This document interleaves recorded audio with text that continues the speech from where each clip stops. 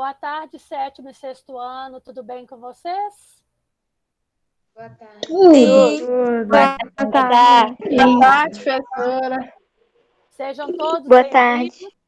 Boa tarde. Sejam todos bem-vindos a essa aula. Vocês sabem que nós estamos na Semana da Consciência Negra, não sabem? Sim. Isso. Sexta-feira, inclusive, nós teremos uma live sobre a consciência negra. Quem irá conduzir a live é a professora Michele, de português do sexto ano. Não percam, terão convidados, vai ser muito legal. E para que vocês possam participar efetivamente da live de sexta-feira, essa aula de hoje é especial para a gente lembrar o porquê de estarmos comemorando no dia de hoje a consciência negra, tá ok? Vocês sabem que o Meet de vez em quando dá alguns probleminhas para eu passar vídeos, e hoje nós temos 2 vídeos, então é aquele mesmo esqueminha. Eu vou tentar passar e pergunto para vocês se vocês estão ouvindo o som do vídeo, tá bom? Então, vou começar a apresentar a minha tela para vocês.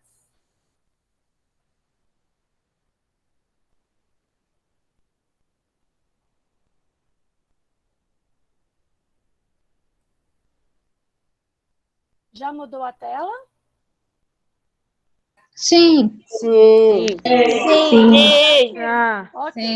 Ok. Então, vamos lá. Vamos ao início da nossa aula sobre consciência negra. E aí, vamos ver, né? Vamos falar hoje sobre consciência negra, que o dia é comemorado no dia 20 de novembro. É o Dia Nacional da Consciência Negra, né? Então, começando, a primeira coisa que eu tenho para falar para vocês é sobre essa história aí, a história negra no Brasil. É um show da história. E vamos, então, ver se vocês conseguem ouvir. E eu vou pedir para Gabriela, você me diz se está dando para ouvir o som, para não ficar todo mundo ao mesmo tempo, tá bom? Vamos tentar.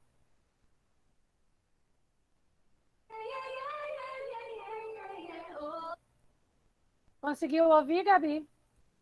Consegui. Então, tá bom para todo mundo, né? O meu som tá no máximo. Então, vamos lá.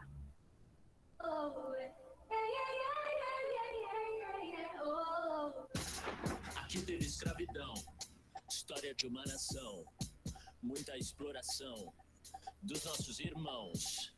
Nem navio negreiro, senzala o cativeiro, acabou com o nosso orgulho afro-brasileiro. Story Blacks, Story Panthers, muitas vezes a história de nós negros foi tratada como se fosse um capítulo à margem na história do Brasil. Mas a real é que nós somos uma parte fundamental para a história do país. Mas agora é hora da gente lembrar.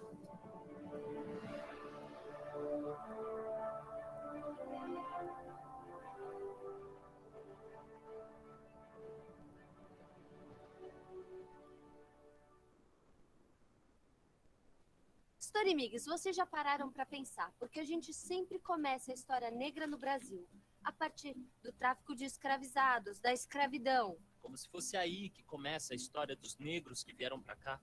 A gente se esquece que essas mesmas pessoas já tinham vidas e história próprias no lugar onde nasceram.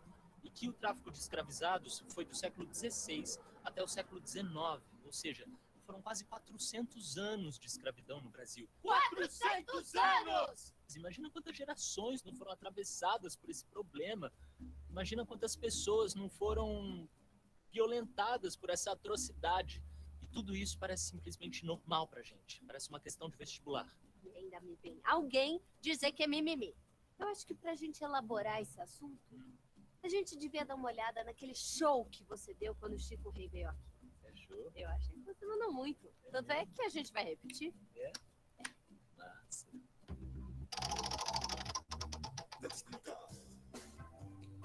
Storymanos e storymanas, sabe quando você ouve alguém dizendo que os escravizados vieram da África? Assim, como se na África fosse tudo igual? Então, na verdade, não é. Esse aqui é o mapa da África como a gente conhece hoje, com as fronteiras definidas em grande parte pela colonização europeia. Só que essa divisão aqui, galera, não levou em conta as fronteiras étnicas, ou seja, as fronteiras culturais, políticas e sociais entre os povos que já existiam aqui muito antes dos europeus. Esse aqui é um mapa aproximado das fronteiras étnicas antes da colonização. Acontece que aqui existiam muitas divisões políticas, muitos reinos diferentes entre si, aliás, bastante diferentes. Por exemplo, na chamada Costa da Mina, tinham comunidades como os Fon, os Yorubás, os Ibó e os Ibíbios, que falavam línguas pertencentes ao Níger-Congo, como o Yorubá, o Ibó, o Edó e o Ijó. Para vocês terem uma noção, a língua Yorubá é falada há mais de 2.000 anos. Eram áreas fragmentadas, mas com estados fortes, como o Oió, o Ilé-Ifé e o Reino de Daomé, que controlava a política e a economia da região. Já um pouco mais ao sul da costa africana, nos atuais Gabão, República Democrática do Congo e Angola, a situação era diferente, porque lá o idioma falado era o Kikongo e os seus dialetos, e muito por conta disso, por conta de todo mundo falar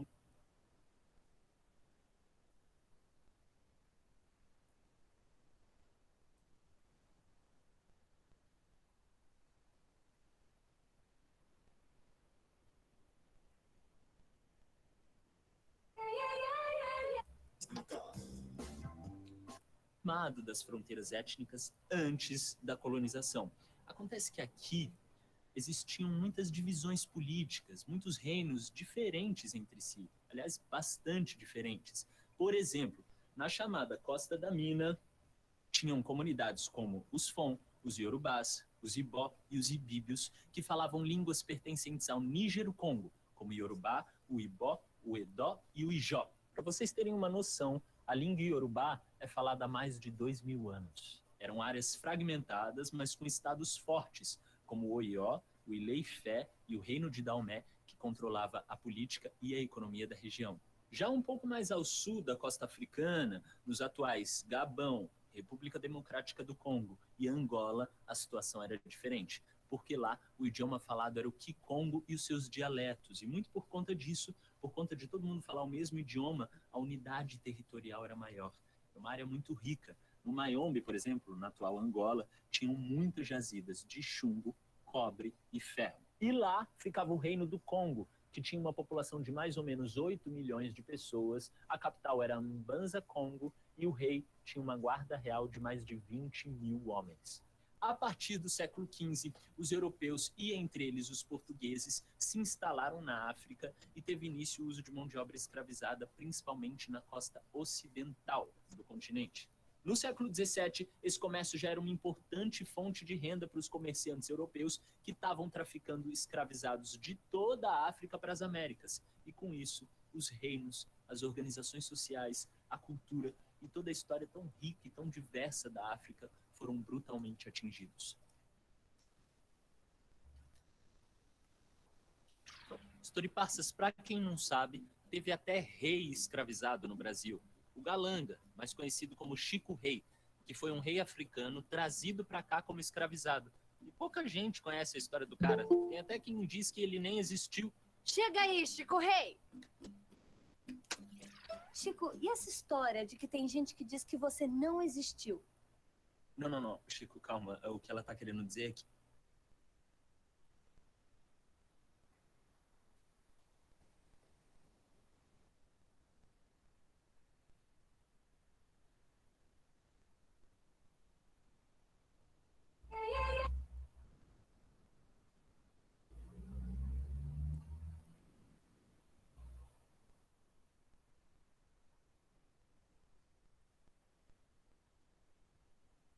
foi um rei africano trazido para cá como escravizado. E pouca gente conhece a história do cara. Tem até quem diz que ele nem existiu. Chega aí, Chico Rei! Chico, e essa história de que tem gente que diz que você não existiu? Não, Chico, calma. O que ela tá querendo dizer é que não tem muitos documentos que falem sobre você. Os portugueses tentam apagar tudo sobre nós. Mas as histórias não chegaram até vocês? Bom, a gente tem alguns relatos orais e tal, mas... Isso não basta? Exatamente, Chico Rei. Exatamente. A gente não pode aprender história só lendo o que está nos livros, deixando de lado os relatos orais. Aqui no Brasil, o que houve foi um apagamento da história dos negros. Muitos documentos dos escravizados foram queimados e nomes genéricos eram adotados, ignorando o local de nascimento e grupo étnico. Até hoje, muitos de nós, descendentes de africanos, não sabemos de onde nossos antepassados vieram.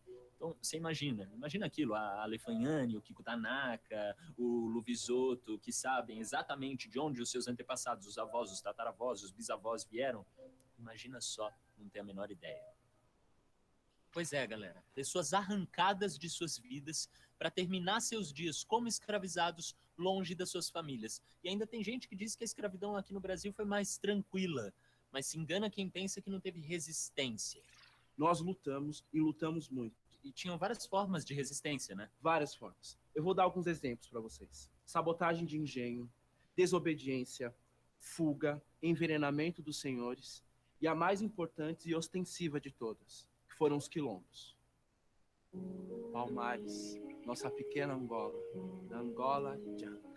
Também tiveram diversas revoltas pelo país de escravizados e ex-escravizados. Uma delas que a gente viu nessa temporada é a revolta dos malês. Malês, galera, é como os negros muçulmanos escravizados na Bahia, que liam e escreviam em árabe, eram chamados. Além disso, os caras influenciaram bastante a nossa cultura.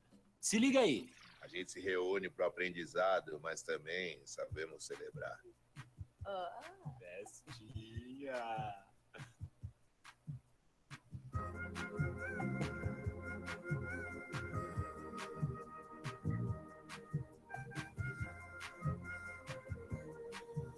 Eu sou o Malê Haussal Nagô, filho de Alá e da África, filho de Alá e da.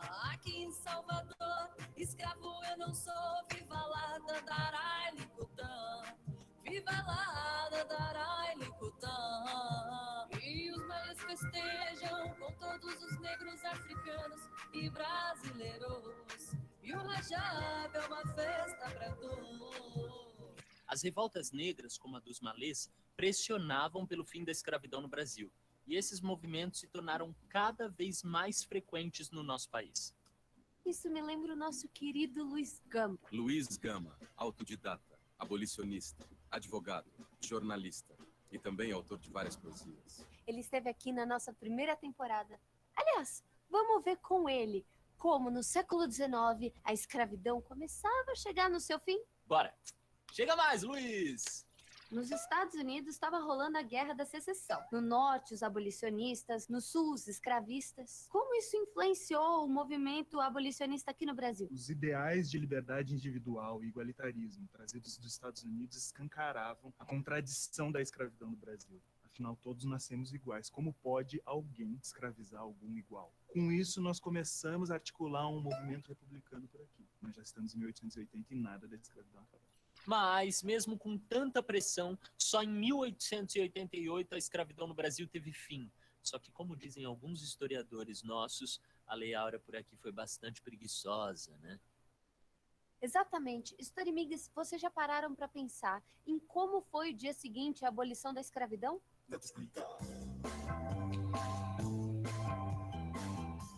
No dia seguinte à abolição, a verdadeira preocupação da elite governante e do império era: como vamos manter os grandes senhores de escravo e a produção? Sim, porque ninguém, tirando alguns caras assim mais pra frentex, pensou na grande quantidade de pessoas sem emprego que precisaria sobreviver, né? Pra vocês terem uma noção, tem histórias de pessoas que foram libertadas da escravidão nas fazendas e que foram abandonadas nas estradas, sem ter o que comer, sem ter pra onde ir, sem nada. Mas teve gente que se ajudou. Como? A gente se reunia, formava grupos, muitas vezes por sua ascendência africana, nossas nações africanas.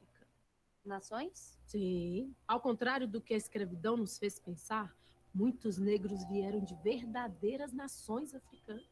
Eram reis, rainhas, se dividiam entre nagôs, iorubás, malês, da costa de Minas. Com o fim da escravidão, não acabaram as dificuldades dos negros na sociedade. Não houve um projeto para reduzir a desigualdade social, para combater o racismo ou para garantir uma vida digna à população negra. E vocês acham que isso influenciou na formação das favelas, na desigualdade social, na divisão entre brancos ricos e negros pobres, no difícil acesso da população negra à universidade, na criminalização da pobreza, no encarceramento em massa da população preta, no racismo? Imagina! É difícil saber, né, Neto? Imagina, com certeza, muito difícil, muito difícil. A gente tem convicção, mas não tem evidências. Pois é. Nos anos 30, na era Vargas, a mestiçagem começou a ser publicizada como algo positivo, como nas marcas registradas no Brasil, junto com imagens do samba e do carnaval. Ao mesmo tempo, o movimento negro se fortalecia cada vez mais e a gente teve a criação da Frente Negra e do Teatro Experimental do Negro. Nos anos 40, um movimento aprofunda sua articulação e em 1951 é promulgada a Lei Afonso Arinos. Máquina do Tempo adverte. Criada em 1951, a Lei Afonso Arinos proíbe qualquer ato de discriminação racial no Brasil. Isso mesmo, bebê. Racismo é crime. Só que aí veio a ditadura militar. E qualquer articulação política civil é vista com maus olhos e não foi diferente com o movimento negro. Mas nos anos 70, o movimento ressurge. Nomes da militância negra dos Estados Unidos, como os Panteras Negras, Malcolm X e Martin Luther King, também servem de referência para a gente. Em 1974, foi criado o Ileaê, Bloco de Negros e Negras do Carnaval da Bahia. Em 78, o MNU, movimento liderado pelos negros com formação universitária. Esses caras fizeram barulho a organizar um ato com mais de 2.000 pessoas em frente às escadarias do Teatro Municipal de São Paulo. Uma das principais reivindicações do grupo era o fim da violência policial contra os negros. Aliás, a ditadura militar acabou há bastante tempo, mas os negros continuam sendo os maiores alvos da violência policial. Os decretos racistas não existem mais, mas ainda assim, 64% da população presa no Brasil é preta. Pois é, historimanos, a vida para a população preta nunca foi fácil e continua não sendo. Mas a nossa história é de luta. Mulheres negras incríveis fizeram história nesse país, como Antonieta de Barros, a primeira mulher negra eleita deputada em 1934. Vocês lembram dela? E a Carolina de Jesus, autora do Quarto de Despejo, que vivenciou a ditadura militar e teve seu livro boicotado pelo regime. A vida é igual a um livro. Só depois de ter lido é que sabemos o que encerra. E nós, quando estamos no fim da vida, é que sabemos como a nossa vida decorreu. A minha até aqui tem sido preta. Preta é minha pele. Preto é o lugar onde eu moro. Vamos ver o que a Luzia tem a dizer sobre o assunto? Bora!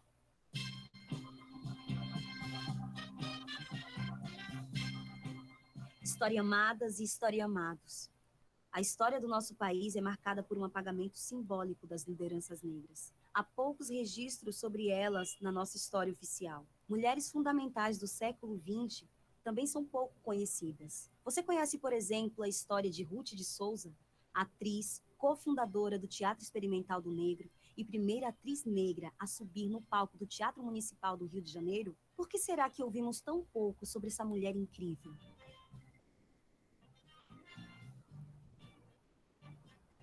Isso tem nome e sobrenome: machismo e racismo. Mas as mulheres negras vêm lutando pela memória daquelas que vieram antes e para garantir o fim desse apagamento. Nomes como a filósofa Djamila Ribeiro, que diz, por exemplo, aspas, para nós, falar de machismo e racismo é questão de sobrevivência. O fato é, Story Lovers, que tá cheio de mulher negra arrasando o quarteirão e mudando a nossa história. Busquem conhecê-las, apoiá-las e divulgá-las. Story Blacks, Story Panthers, a história do meu povo é uma história de dor, mas também de muita resistência. E é como a Luzia disse, para lutar contra o apagamento histórico, a gente precisa resistir e muito. É isso aí, Story Amigos. Não se esqueçam de curtir e compartilhar todos os vídeos dessa e da outra temporada, porque é muito legal que cada vez mais gente se interesse por história, pela nossa história. E até a próxima. Tchau! Até a próxima. Tchau!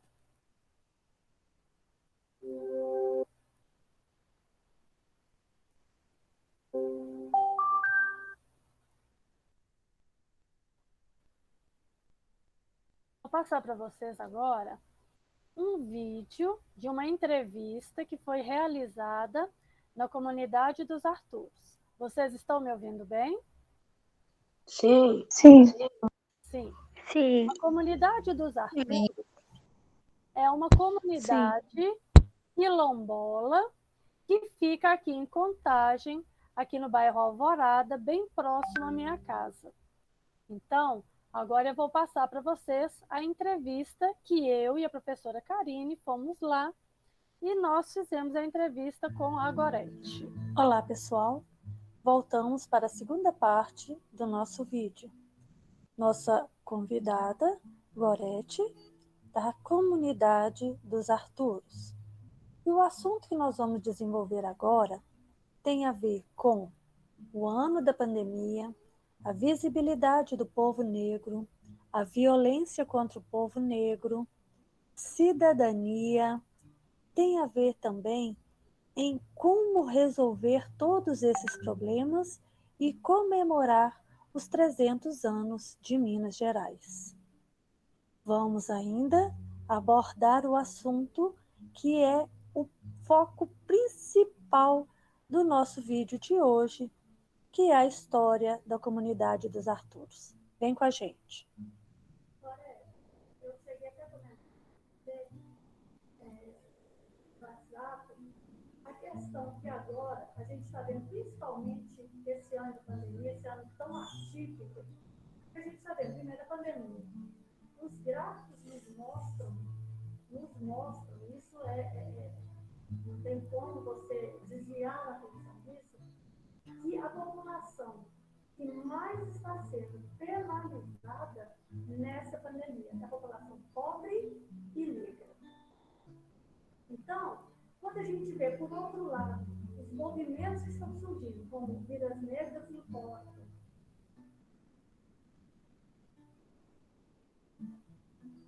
né, que estão surgindo, que estão crescendo, que estão tomando até que enfim, tomando vulto, e não apenas pela população negra, mas pela população em geral, que foi o primeiro movimento que a gente está vendo, todos se unindo.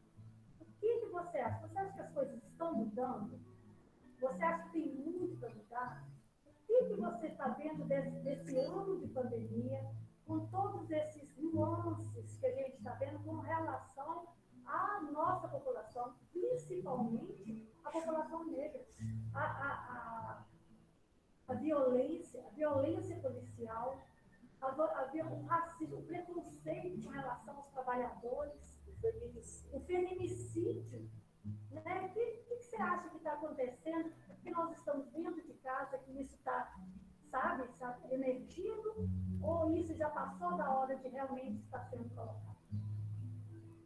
Olha, Fernanda, eu vou te falar uma coisa. 10% da população mais pobre que a gente tem no país hoje, 75% é negra. Então, a gente percebe o seguinte, que isso sempre esteve presente na nossa sociedade brasileira. Só que agora, com a questão da pandemia, a gente percebe que vai acentuar de uma forma muito mais forte. Por quê? A maioria da população que está dentro das cadeias é a população negra.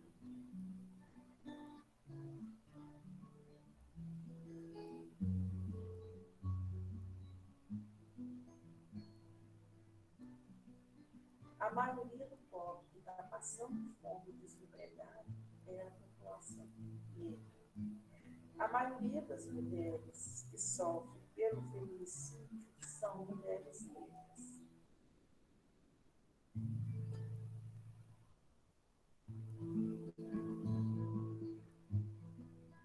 A maioria da juventude que é massacrada e morta na mão da polícia é a juventude negra. As crianças também.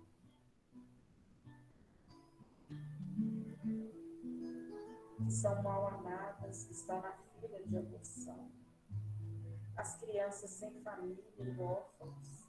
A maioria também são crianças. Sofrendo abusos. A maioria das crianças que sofrem abusos são crianças negras. Então, a gente observa que, quando eu falo de história de uma nação, de um povo que se chama Brasil, a gente remete lá de como que tudo isso foi formado. Porque a maioria da população que foi sequestrada da África e traga para cá foi a população negra. A maioria da população brasileira é negra. Então a gente pergunta, cadê as políticas públicas? Cadê a gestão pública? Nesse país só se governa para brancos? Nesse país só faz leis para brancos? O que acontece com a gestão desse país que ainda nega e pesa muito na questão da qualificação? Por quê? Por que o policial ele vai para a rua com essa falta de formação? Com esse entendimento que ele tem que atirar primeiro para depois ele ver quem é, simplesmente por causa da cor da pele. Tem uma diferença em como ele aborda o branco e como ele aborda o negro. Como ele aborda num bairro rico e como ele aborda num bairro pobre, numa comunidade, como ele entra numa comunidade. Pois é, esses deslizes não estariam na formação? E outra coisa, como que eu falo de cidadania num país extremamente racista? Com separações de raças, com separações de classes, não existe cidadania. Então, que cidadania é essa que é pregada politicamente?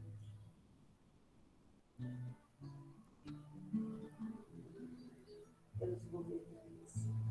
E no caso da mulher, então, a mulher já tem todo uma falta de direitos, toda uma forma diferente de ser vista pela sociedade, uma falta de reconhecimento, só pelo fato dela ser mulher. E quando ela é negra, favelada ou lésbica, ainda tem mais isso. Ainda tem mais isso. Então, assim, cai aprofundadamente de uma forma muito mais violenta sobre esse povo negro. Nós estamos falando de corpos negros. A mesma coisa no que diz respeito à juventude negra está sendo toda desfacelada e morta, igual fizeram com os índios do período da colonização. Por que eu olho para a sociedade brasileira e não vejo o rosto dos corpos brasileiros? Porque essa população foi morta e dizimada. Está acontecendo a mesma coisa com a população negra. E aí? A quem a gente vai recorrer? Se a gente hoje com governos extremamente preconceituosos, racistas, que não conseguem olhar para a população menos favorecida desse país, que é, na grande maioria, negra, indígena, pobre, desempregada. Então, assim, aí a gente pergunta, como resolver isso? Onde está a questão maior? Como a gente comemora 300 anos de Minas Gerais, num país que tem quase 600 anos, e que a gente ainda precisa lutar todos os dias para provar que a gente é inteligente, que a gente é negro, sim, que a gente é um ser humano, que ninguém é melhor do que ninguém. Que cidadania é essa que é pregada para nós, onde a gente tem que provar o tempo todo quem a gente é? Por que a gente tem que provar o tempo todo que a gente precisa de um território, que a gente tem que ter uma religião, que a gente tem a nossa cultura, as nossas tradições? Por que a gestão pública nega para nós o tempo todos os nossos direitos? A gente não estaria vivendo uma colonização contemporânea? Que país é esse? Que lugar é esse? Onde nós estamos? Quem somos nós hoje? Ô, Gorete, pensando aqui, nesses 300 anos de Minas, que vai ser comemorado agora dia 2 de dezembro, estou aqui imaginando, Minas Gerais, a capitania só se tornou Minas depois de uma luta entre Emboabas, né? Depois de uma luta entre paulistas e coroa. Então, assim, bandeirantes e coroa. E quem saiu ganhando? A coroa. Então, em momento nenhum, aquele da terra saiu ganhando. Isso já tem 300 anos. Quem que formou a base de Minas? Porque Minas veio a ser a grande capitania após a descoberta do ouro. Porque até então era o Nordeste. Então, só após a descoberta do ouro é que Minas veio tomar o formato que é hoje Minas. Agora, quem que foi a base dessa Minas aurífera? Como que a gente não valoriza quem veio de outras terras para cá, e eu queria que você falasse sobre isso, porque quem veio para cá foi gente, não foi escravo, não, foi gente. E foi gente que vieram de outros reinos, assim como o pai do Arthur, não é? Então, eu queria que você me falasse disso, já colocando para a gente o Camilo, o Arthur, Camilo e a comunidade dos Arthurs. Você consegue pegar esse gancho? Olha, uma coisa eu vou te falar, Fernanda. A maioria das coisas, dos avanços, das vitórias que aconteceram com esse país que a gente chama de Brasil, essa base, a gente diria que ela seria toda africana, porque o número de negros que foram retirados da África e trazidos para cá foi um número enorme. E a maioria desses negros, eles não eram uma pessoa qualquer, igual é colocado na história, porque a maioria vieram de Angola. E Angola já era um reino todo técnico, formalizado, com o seu rei, com toda a sua tecnologia. E quando eles são trazidos para cá, eles trazem toda essa tecnologia para fazer a construção desse país. Então, a grande maioria sabiam muito, sabiam muito.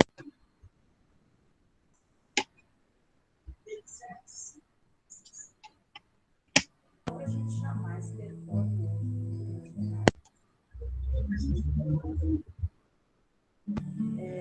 das bases do povo. E a gente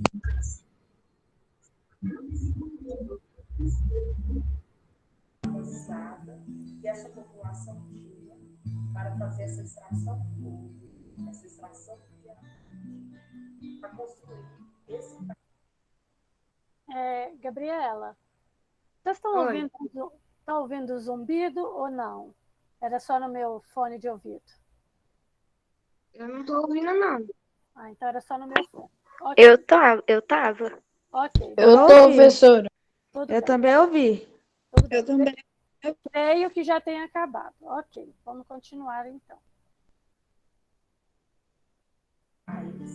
Para ele estado que ele ainda bem construído.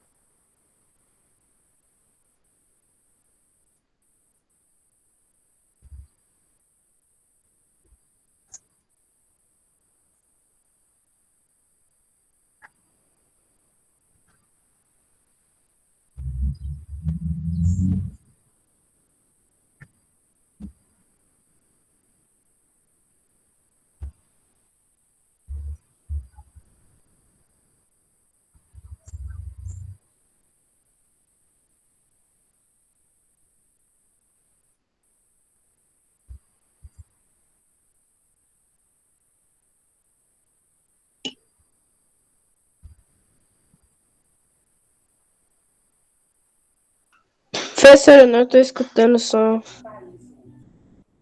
Também não. Também não. Agora tá dando.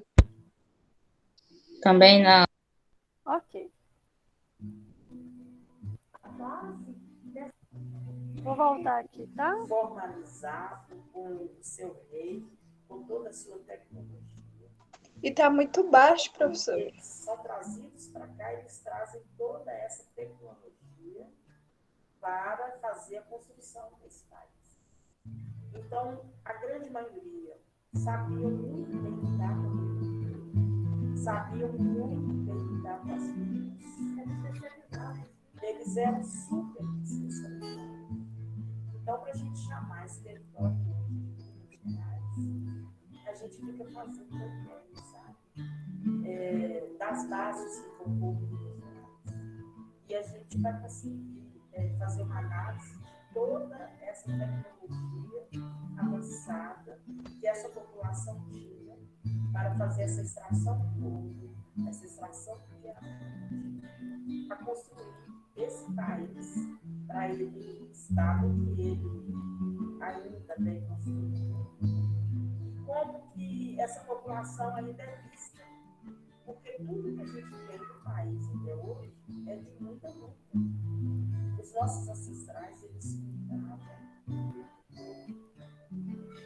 através do trânsito, através dos abolicionistas, através de todas as guerras que foram feitas nesse país. As bases dessa guerra eram toda negra, indígena. Porque quem que ia lá? Quem que estava na frente? Quem que estava por trás de toda essa abolição, de todas essas lutas? Eram e a gente vai ter no país grandes escritores que, para eles serem vistos e para que o livro dele fosse publicado, ele aparecia como se ele fosse branco. Mas atrás daquela cara branca era escravo.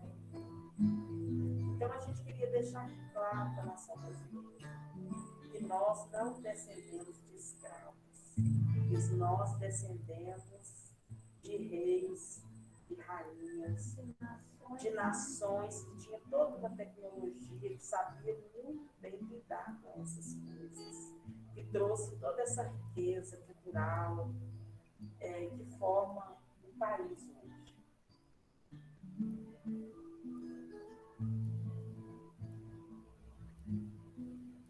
E no caso da comunidade dos Arturos, a gente vai ter o Camilo Silvério, que vem de Angola, e que é vendido por fazendeiro, né, de esmeralda.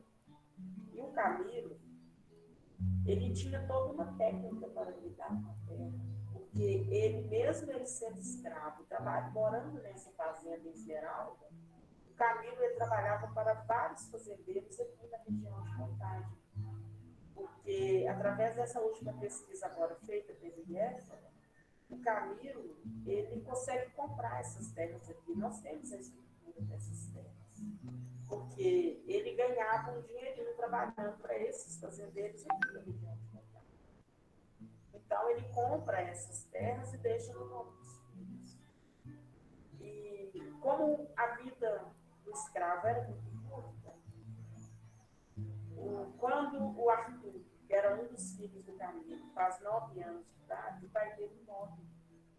O Arthur, ele nasce na lei do ventre livre, mas como o pai dele era escravo, ele morava nessa fazenda em Esmeralda também.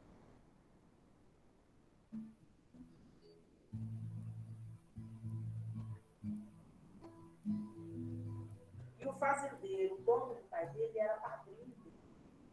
Aí o pai dele morre, ele vai perto do fazendeiro para ele ir no velório do pai dele, para ele dar a última bênção do pai dele. O pai dele participava da Irmandade de Nossa Senhora do Rosário. O Arthur participava junto com o pai dele. O pai dele consegue passar todos esses conhecimentos da África, da ancestralidade dele.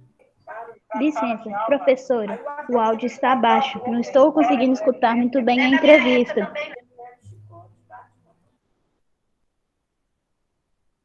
A entrevista está acabando. Então vamos esperar só mais um pedacinho, tá bom?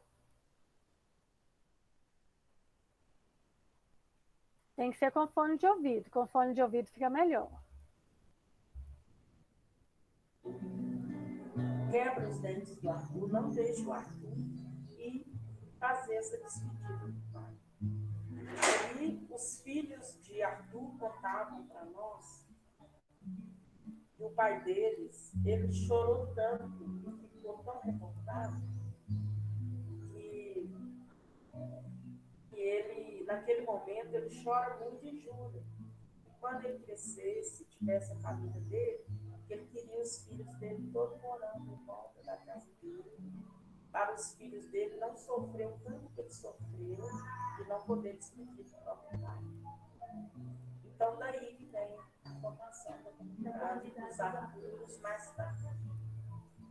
E aí, quando ele mais velho, ele vem para cá. Ele descobre que o pai dele tinha essa terra no nome dos filhos.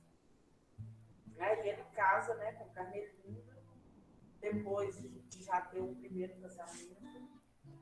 Ele fica mais ou menos 1 ano casado, fica viúvo. Aí ele casa com a irmã da esposa dele, que é a Carmelina.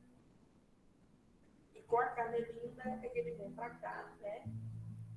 E vai criar os seus filhos sob a tradição da Irmandade Nossa Senhora do Rosário. Ele consegue ensinar para seus filhos toda essa cultura, toda essa tradição que a gente tem na comunidade até hoje, e onde essa comunidade é formada com todas essas famílias. E através dos filhos dele, ele consegue resgatar a Irmandade Nossa Senhora do Rosário, que é a nossa própria Irmandade que a gente mantém até hoje. E a gente está aqui na capela de Nossa Senhora do Rosário.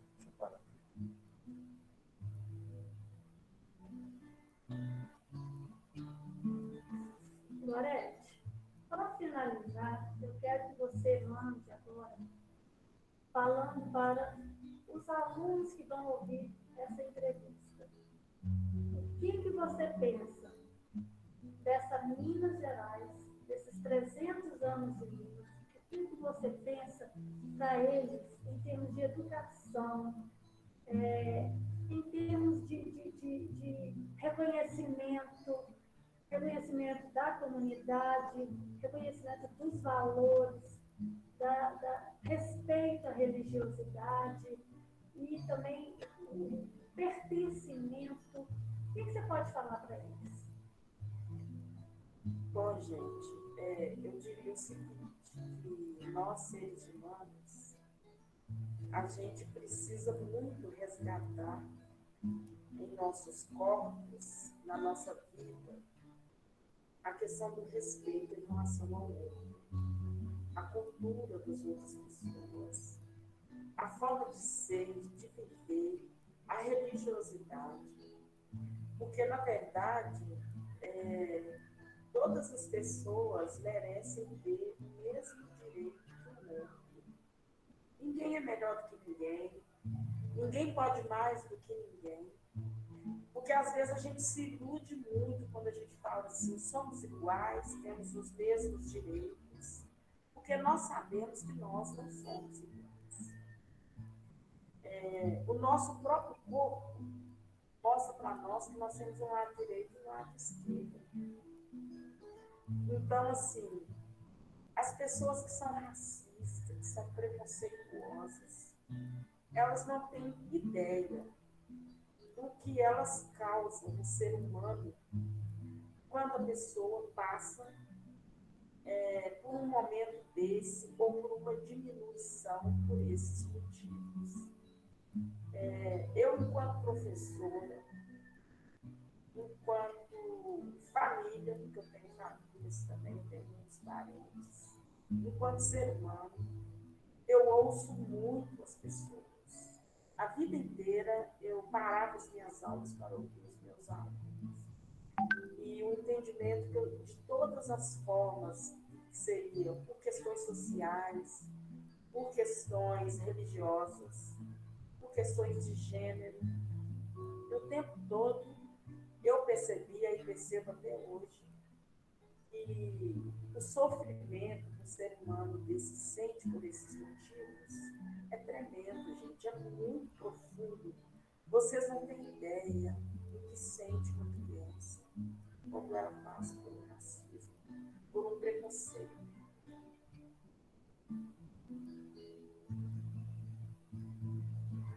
Então, eu queria dizer o seguinte, que ser humano nenhum precisa ser dividido. E pessoa nenhuma a gente não deve aceitar e nem que a gente não deve fazer isso com ninguém e nem permitir que isso aconteça na nossa frente. Porque essas questões, essas lutas que envolvem as minorias, é uma luta de todo mundo, é uma luta de todos. Não é uma luta só minha porque sou negra. Esse ativismo não é só meu. Esse ativismo é de qualquer ser humano que consegue olhar para o outro e ver, sentir nele como ser humano também. Então, essa luta, gente, é de todos, essa luta é nossa.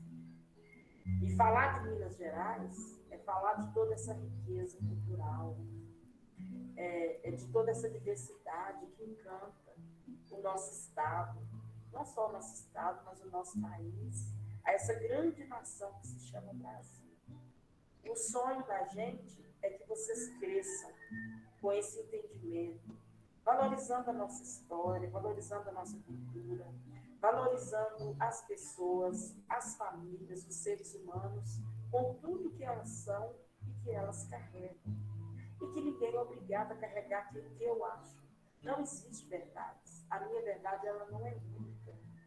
Então, a gente precisa, a nível de educação, aprender o tempo todo essa questão do respeito, essa questão de que Deus não deixou nenhuma religião para ninguém. A forma dos ensinamentos que o grande mestre traz para a humanidade, que foi Jesus, é um dos ensinamentos de amor, de perdão, de entendimento, de acolhimento, de sabedoria. E por que a gente não pode trilhar a nossa vida nesse sentido? Então, assim, é o que eu espero de vocês, porque amanhã, quem será o político é um de vocês. Amanhã, quem será o professor é um de vocês. Então, se você tem essa base, dentro dessa espiritualidade maior, que nós podemos pegar como base o próprio Jesus. Esse entendimento de que esse planeta aqui, olha, é de todos nós. A natureza, ela precisa ser cuidada por nós. Nós temos que ter essa consciência de que todos nós precisamos um do outro. Ninguém é melhor do que ninguém. A gente não precisa levar nada quando a gente vai. Da mesma forma que a gente vem, a gente vai retornar. Então, a gente precisa trabalhar esses princípios que faz parte da nossa vida, que tem a ver com a vida, que é valorizar a vida. Porque o resto a gente já tem. Então, o que os políticos fazem com a gente, o que as pessoas fazem com a gente é para detonar, é para diminuir a gente, é para tirar a gente. As leis são construídas para diminuir a gente. Então, a gente não aguenta isso mais, a gente não aceita isso mais. Então, a gente exige e a gente chama que todos venham fazer parte dessa luta junto com a gente. Mas é nesse sentido de igualdade mesmo. É de entendimento de quem é a humanidade, que a humanidade precisa imediatamente ser resgatada. Obrigada, viu, Gorete?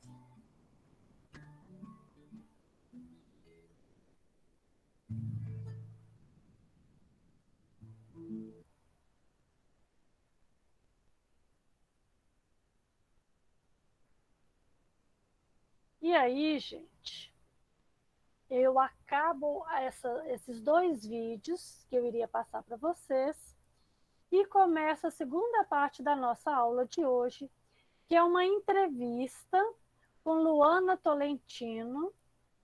E a Luana Tolentino, ela responde algumas questões que eu vou deixar também para vocês responderem.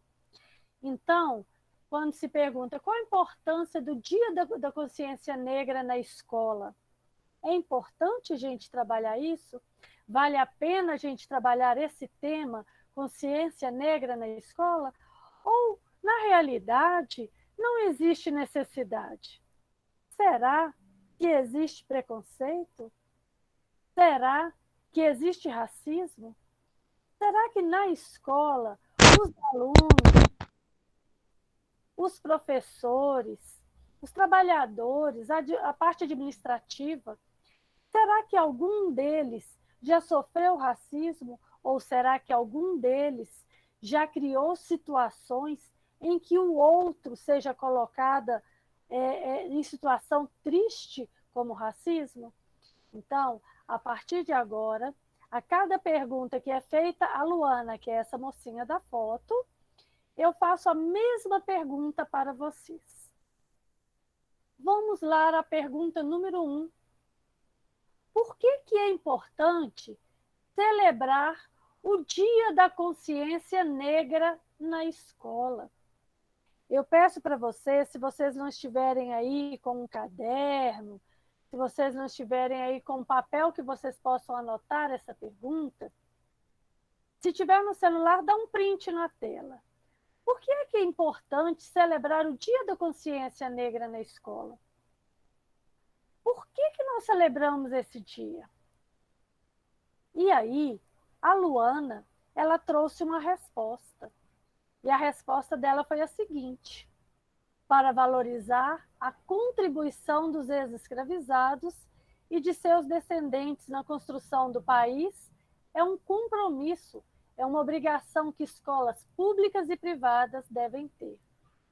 Além das festividades, as práticas devem evidenciar também as desigualdades e as violências resultantes do racismo, que tem impelido a população negra a dificuldades de acesso aos direitos básicos, como também menor expectativa de vida. Então, eu quero que cada um de vocês anotem essa pergunta, porque daqui a pouquinho eu vou fazer essa pergunta para vocês. Por que é importante celebrar o Dia da Consciência Negra? Depois, é feito para a Luana uma outra questão. É feita para ela o seguinte: o Dia da Consciência Negra era comemorado na escola quando você era estudante?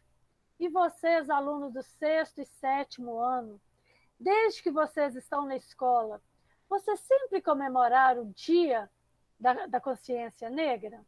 A resposta dela foi a seguinte: ao longo da minha trajetória escolar, era comemorado o dia 13 de maio, que era a data da abolição da escravidão.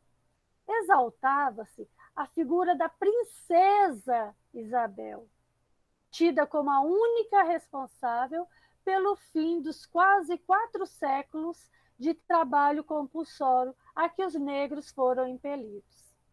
Essa visão histórica não corresponde com a realidade. A abolição é resultante também de muitas lutas empreendidas por negros e negras. Nessa data, escolhia-se, nessa data que ela quer dizer, é a data do dia 13 de maio, né, gente? Escolhia-se sempre uma aluna branca, loira, para representar a princesa Isabel, ao passo que nós, negros, éramos fantasiados de escravizados, com direito a corrente nos pulsos e tudo mais. Tudo isso minava a nossa autoestima. Por quê? Porque num dia de comemoração, os meninos negros, eles eram fantasiados de escravos. Como que uma criança negra pode ter a sua autoestima, pode acreditar na sua cor como uma coisa boa, se em momentos de festa ele é obrigado a reviver, a rememorar, isso mesmo, como um escravo, gente? Como que a autoestima dessa criança fica? A terceira questão que foi passada para a Luana foi a seguinte: a comemoração é válida para os alunos que não são negros? Eu me fiz essa pergunta anteontem, quando eu, a professora Michele de português, outros professores que vão participar da live de sexta-feira, quando nós nos pegamos a imaginar se, no dia da live, como que isso iria funcionar para as crianças brancas. Se eles poderiam participar do concurso ou não poderiam. E aí, a Luana dá uma resposta, olha. O Dia da Consciência Negra, o combate ao racismo e à discriminação não beneficia somente estudantes negros e negros, mas toda a comunidade escolar. fazemos parte de uma sociedade plurirracial. Desse modo, o conhecimento da história e da cultura produzida pelos africanos e pelos afro-brasileiros é um direito que todos nós temos, independente da cor da nossa pele. A quarta questão foi: como a cultura negra pode ser inserida no planejamento das aulas? Porque, gente, não é só na semana de novembro, a Semana da Consciência Negra, que nós colocamos a cultura negra para vocês, não. A cultura negra ela tem que ser inserida todos os dias dentro de sala de aula. Então, vamos lá. A resposta dela foi: quando um professor dá aula de literatura, quais são os autores que são apresentados aos alunos? Os escritores e escritoras negras se fazem presentes? E aí ela cita Carolina Maria de Jesus, que é Carolina de Jesus, e a Conceição Evaristo. Elas são duas das maiores escritoras desse país, e elas são negras. Elas estão nos livros didáticos? Elas norteiam as aulas de literatura? São objeto de estudo e de discussão? E nas aulas de filosofia, espaço para filósofos e filósofas negras? Ressalta-se a filosofia produzida no continente africano? Os estudantes conhecem a obra de Sueli Carneiro, mulher negra e a maior filósofa desse país? E nas aulas de história? De que modo os fatos são contados? Do ponto de vista dos oprimidos e silenciados ou do ponto de vista do colonizador? Tomando de empréstimo a palavra da educadora afro-americana Bell Hooks, é escrito em minúsculo mesmo. Lembro que não inserir o debate racial no currículo escolar é uma escolha, é uma decisão política de cada professor que contribui para a manutenção do racismo e para a perpetuação das desigualdades.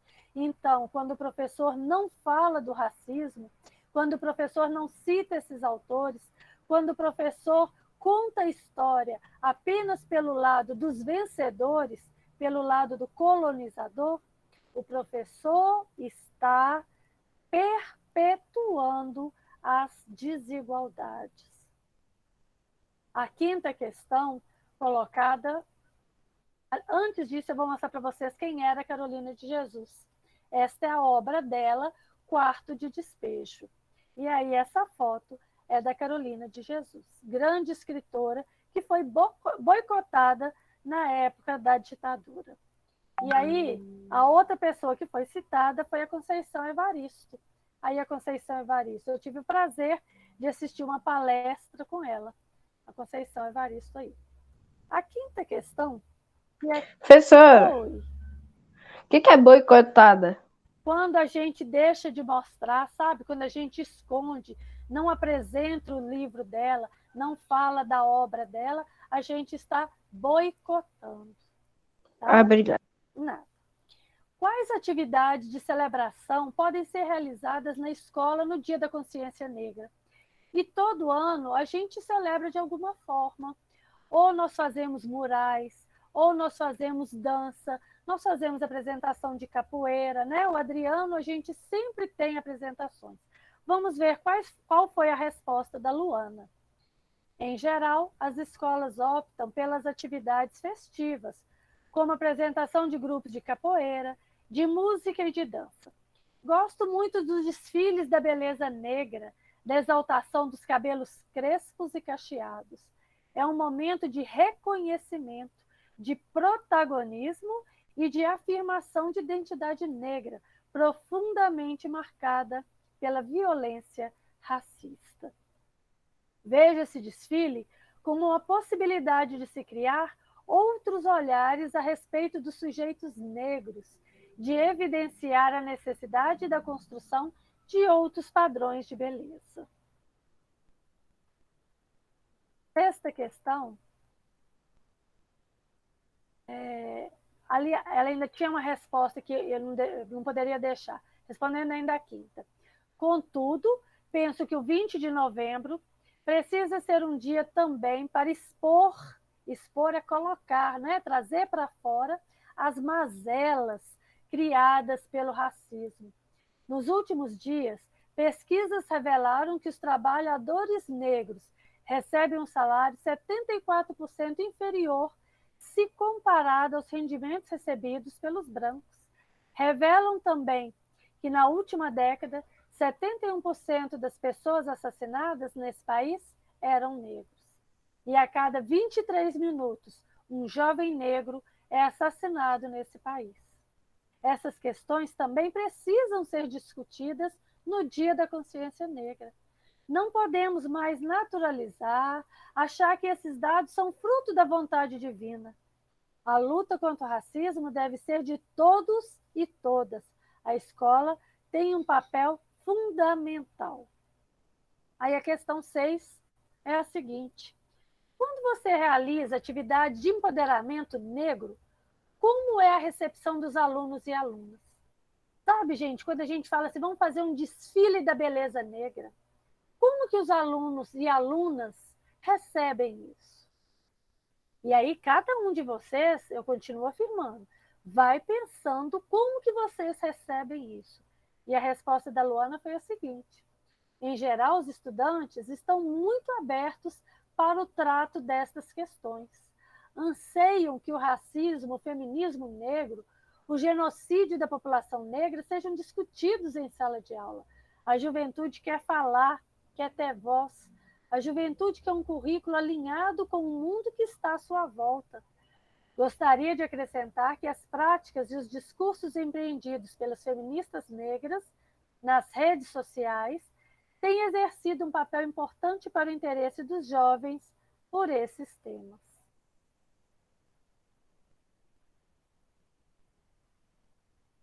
Sete, pode indicar produções que você considera essenciais no Dia da Consciência Negra? Ou seja, tem algum filme, gente, que ela considera importante passar para os jovens?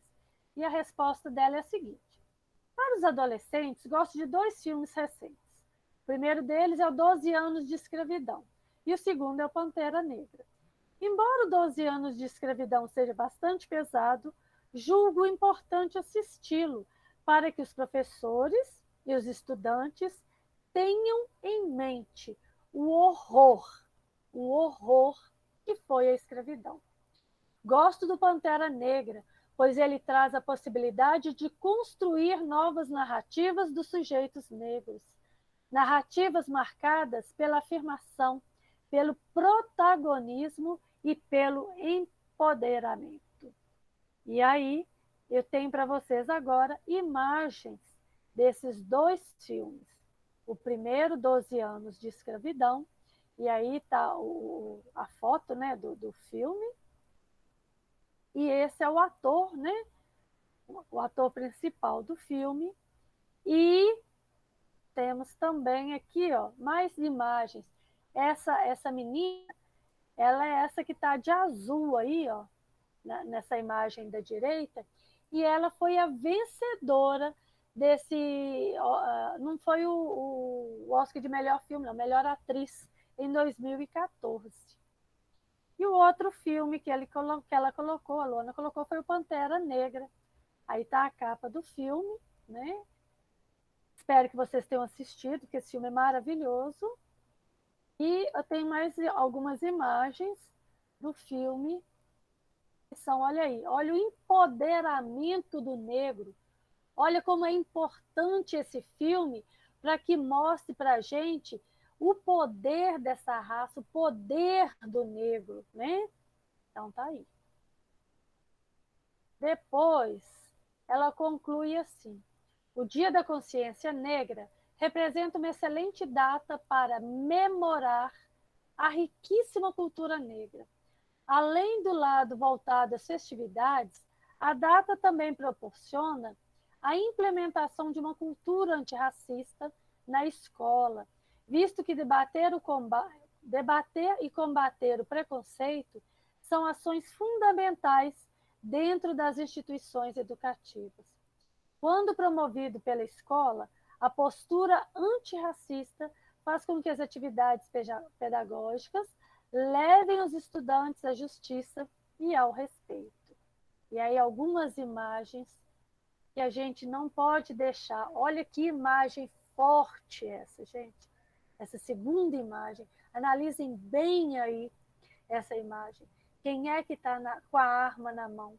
Quem é que está tirando essa violência, controlando essa violência, né? E aí, olha que imagem belíssima da cultura negra.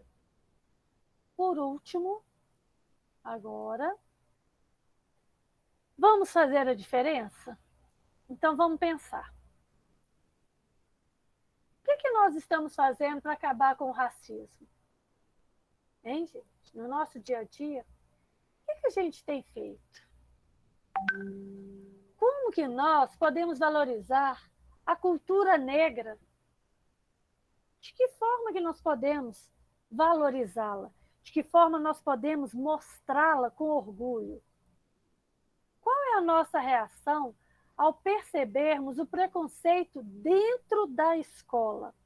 Como que nós reagimos com relação ao preconceito de um branco com um negro, de um negro com um negro, de um professor com um aluno, de um aluno com um professor negro, de um estudante com um funcionário da escola? Qual que é a nossa reação ao percebermos o preconceito? Nós estamos nos envolvendo verdadeiramente com essa causa, com a causa da consciência negra? Nós nos envolvemos, nós procuramos conhecer, saber das leis, saber do que nos protege? E aí, eu tenho essas imagens que eu deixo aí para vocês irem pensando. Eu vou parar a minha partilha e nós vamos agora conversar sobre isso. Tá bom? Agora pode todo mundo aparecer aí, que a gente... Primeiro eu vou perguntar para vocês se vocês gostaram da apresentação. Do primeiro vídeo, muito bacana, eu achei aquele vídeo formidável dos dois adolescentes.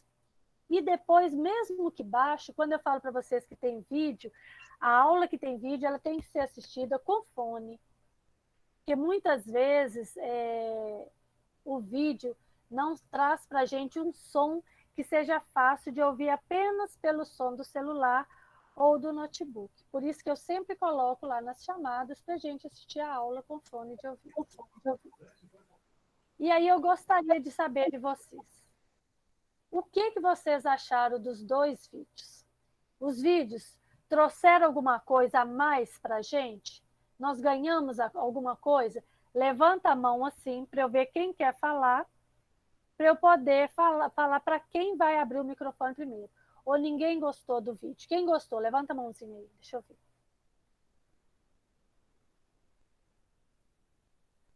Gostou? Quem quer falar alguma coisa sobre esses dois vídeos? Pode falar a Ana primeiro. Primeiro falar a Ana, depois o Brian Robert. Então, Ana, abre seu microfone.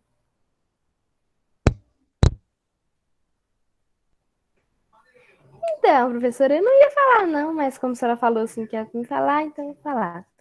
Esses dois vídeos abordaram o tema, né, racismo, e eu vou falar, não sei se tem muito a ver com o vídeo, mas eu vou falar. A gente tem que ensinar desde pequeno, porque eu nunca sofri racismo diretamente, mas indiretamente várias vezes, sabe? Tinha uma menina na minha escola, minha antiga escola, tinha uns 8 anos, e ela era um pouco mais escura que eu, e tipo assim, teve um menino que chamou ela de macaca, e eu lembro que eu era pequenininha, e eu fui lá abraçar e falei assim, não, calma, ele tá falando besteira, eu não acredito nele não. E ela começou a chorar, e nossa, eu vou começar a chorar, professor. É só isso que eu queria falar mesmo. Tchau. Brian, você quer falar também? Pode falar. Eu gostei muito dos dois vídeos, né? Que ele fala lá que antigamente tinha muito racismo, e é muito injusto de a pessoa trabalhar e a outra ficar lá só vendo. Antigamente o racismo é muito triste. Quando você fala, você está querendo dizer da época da escravidão ou só do racismo da escravidão, né? Da escravidão. A escravidão foi uma mazela, uma tristeza para nós. Agora eu vou deixar o Robert falar, tá? Obrigada, Brian. Robert. Professora, não tem muito a ver com a aula de hoje, não, mas você lembra daquela expressão lá de lavar a égua, professora? Sim. Que os escravos trabalhavam lá na mina, pegavam o ouro em pó, né? Guardavam assim no cabelo, porque na época o cabelo deles era crespo, né, professora? Sim. Aí, tipo, eu tava contando isso pro meu pai, professora, aquele dia, nós dois rachou de rir, professora. Pois é. Lavar a égua, vem da época da escravidão. Ô, Samuel, antes de você, a Mariana tinha pedido para falar. Mari, pode falar. Eu acho que travou um pouquinho. Eu gostei muito do vídeo. Meu pai é negro, eu me considero negra. A única coisa que eu sinto pena é que eu não escutei o vídeo. Ah, estava Eu não baixinho. gosto de racismo. Muito bem. Samuel, você quer falar?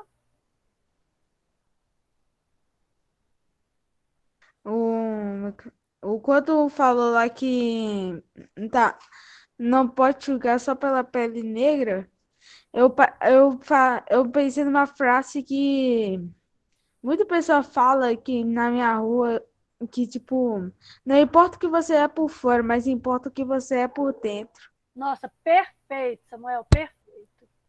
Mais alguém, gente, quer falar sobre os vídeos? Então, agora, eu quero que vocês falem sobre aquelas... Professora, Oi. eu vou entrar pelo computador, que meu celular tá descarregando, tá, professora? Tudo bem. Yuri, você quer falar?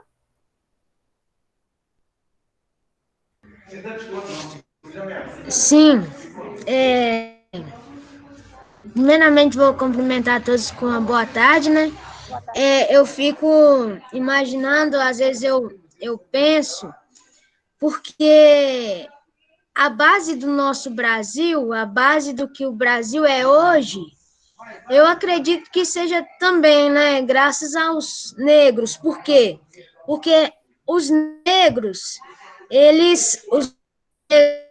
tanto os indígenas quanto os escravizados, né, vindos da África, os portugueses que o tomaram para o Brasil, né, e fizeram deles escravos. E aqui eles foram, eu não sei a palavra que eu posso descrever, mas tiveram uma vida horrível. Vamos resumir assim. Eles tiveram uma vida horrível. Por quê? Porque eles tiveram que deixar, né, as suas famílias, os seus filhos, a sua esposa ou seu esposo, talvez.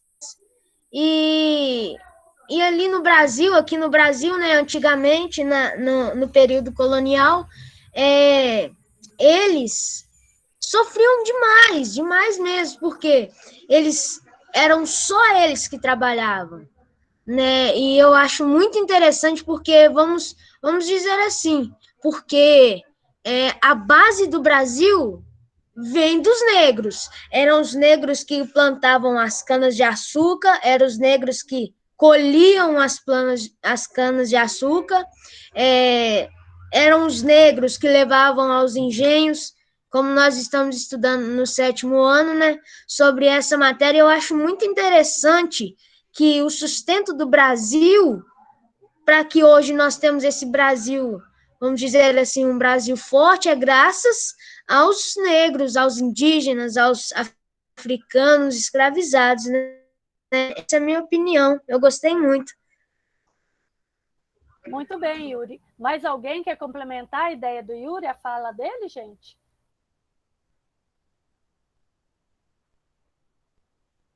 Não? Então, eu gostaria que vocês... Agora, quem quiser falar, vai falar para mim sobre o que nós estamos fazendo para acabar com o racismo. São as perguntas. A outra era, o que nós podemos fazer para valorizar a cultura negra? A outra, qual que é a nossa reação ao percebermos o racismo dentro da nossa escola? E nós estamos nos envolvendo com as com a causa, com essa causa? E aí eu gostaria que vocês levantassem a mão e me fizessem a resposta para alguma dessas perguntas. O que nós estamos fazendo para acabar com o racismo? O que nós fazemos para valorizar? Eu já vi, a Ana vai ser a primeira. Quando a gente percebe o racismo dentro da escola, ou até a gente, na rua mesmo, num shopping, né? O que a gente faz? E se nós estamos nos envolvendo com essa causa? E a primeira que vai falar vai ser a Ana, tá bom? Pode falar, Ana. Ana não, desculpa, Gabriela. É a Gabi. Pode falar, Gabi.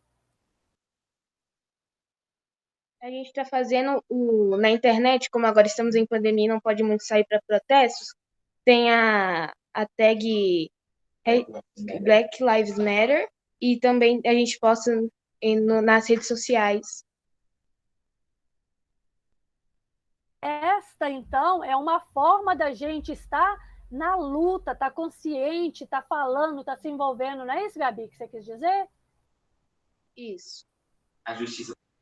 O que vocês me dizem, gente?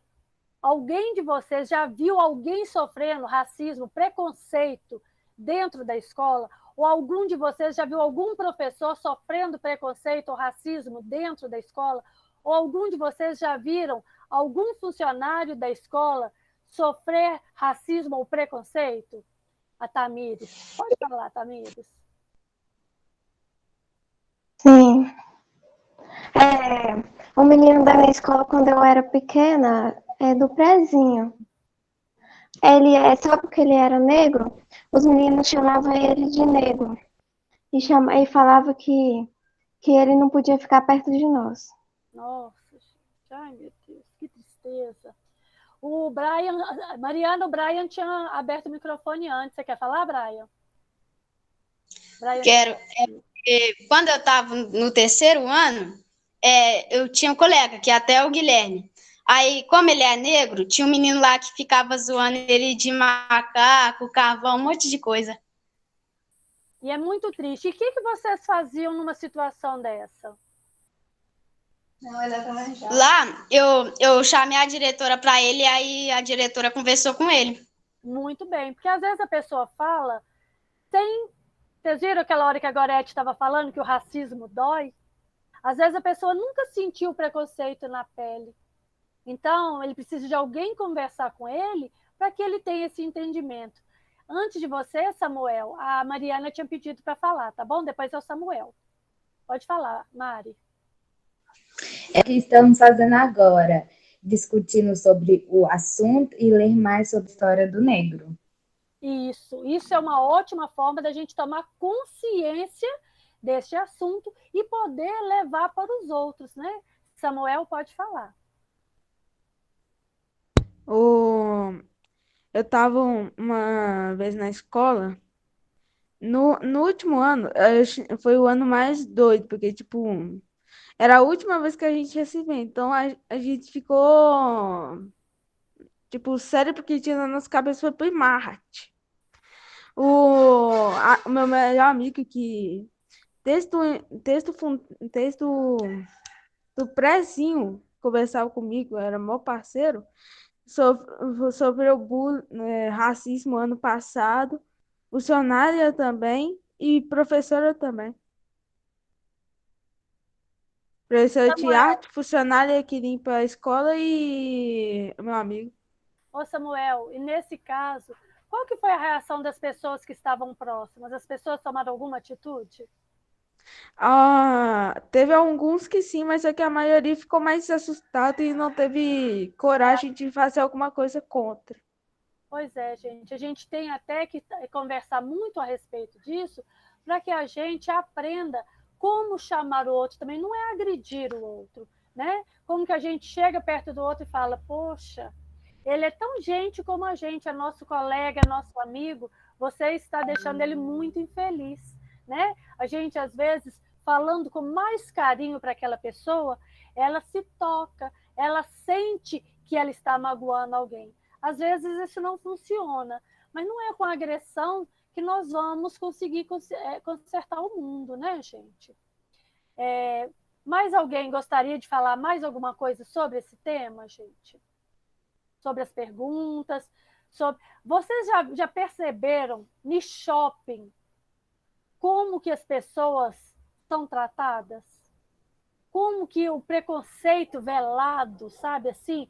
Aquele de chega uma pessoa negra, uma pessoa branca, o vendedor vai logo atender a pessoa branca e deixa o negro esperando. Vocês já perceberam como que isso acontece?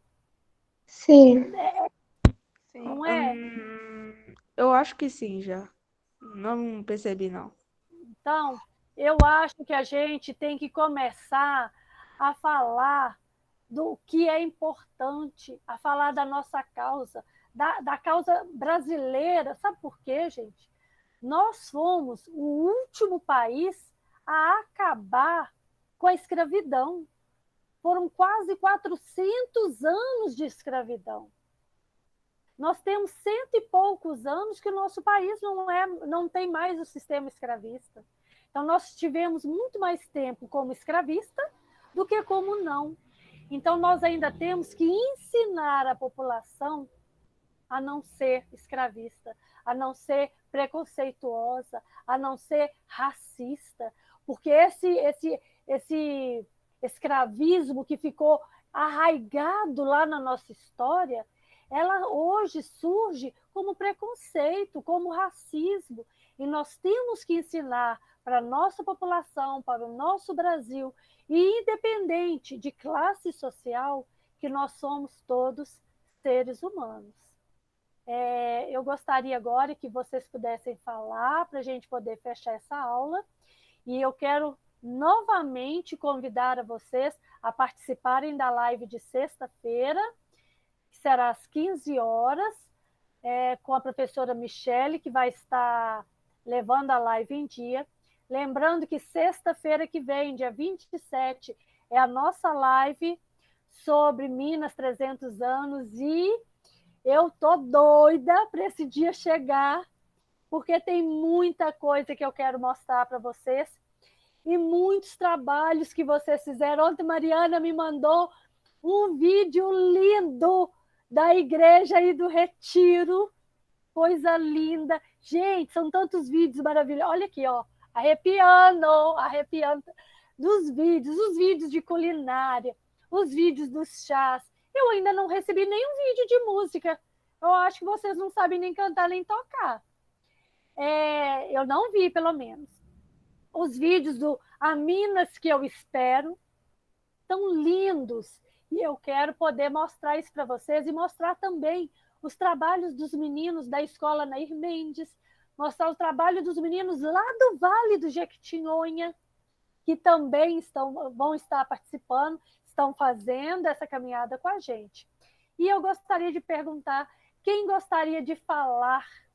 Tem uma frase aí contra o preconceito, contra o racismo, que gostaria de falar para que a gente pudesse fechar a nossa aula de hoje. Quem gostaria? Pode falar, Samuel. Professor, eu tenho uma frase que eu sempre marquei para mim, que se chama assim, ó, tem que rir para não chorar. Eu tava tentando até ter um sorriso enquanto eu tava naquele assunto de racismo, mas aqui só faltava a lágrima descer aqui. Mas é isso, a gente tem que ser forte, né, Samuel? Tem que rir para não chorar. A gente tem que mostrar a nossa força. Mesmo que por dentro a gente esteja chorando, né? Mesmo que a lágrima escorra dos nossos olhos, a gente tem que mostrar o nosso poder e a nossa força. Yuri, Ana, quer falar mais alguma coisa? Mari? Posso deixar apenas uma frase rapidinho? Lógico. Essa frase que eu pensei aqui: negros, indígenas, escravos, vamos dizer assim, negros, a base do Brasil. Essa é a minha frase. Sim, é a base do Brasil, exatamente. Então, quando alguém falar para um negro que ele não tem valor, ele vai poder falar assim. Vai para o livro de história, vai estudar história, porque a história vai te contar que a base do Brasil é negra. Pode Linda falar, essa professora? pode sim, Ana. Eu acho que independente de cor de pele, gênero, a gente só tem que respeitar e amar o próximo, sabe? Que a gente tenha mais compaixão pelo próximo. Compaixão, isso mesmo. Gente, espero que vocês tenham gostado da aula de hoje, que vocês fiquem com isso na cabeça, pensem bastante sobre o assunto, tá? Porque essa semana é a Semana da Consciência Negra. É a semana que a gente tira para realmente falar sobre isso. E no convite que eu deixei para vocês, tem uma frase que está lá, que não é minha, vocês sabem disso, que é: ninguém nasce odiando o negro. Ninguém nasce preconceituoso, ninguém nasce racista. A pessoa aprende. E se a pessoa aprende a odiar, nós temos que ensinar a amar. Né? Amar. Sempre. Beijo para vocês. Tamires, você conseguiu fazer a chamada, patrão? Sim. Sim, todo mundo colocou o nome lá no chat? Sim. Muito obrigada pela participação de vocês. Amo. Ó. Tchau, professora. Oi, Brian. Tchau, professora. Tchau, tchau. Tchau. Alguém queria Tchau. depois esclarecer uma pergunta comigo, né? Então fica aí, não sai não, que depois eu vou conversar, tá? Fiquem com Deus. Beijo, beijo. Beijo. Tchau, professora. Tchau, tchau. Tchau, obrigada. Com Deus. Até sexta-feira na live. Beijo, beijo. Tchau, tchau, tchau. Tchau. Tchau. Professora, Oi, é o Miguel? sim, sou eu. Diga, Miguel. Tchau. Tchau, meu bem. Tchau, tchau.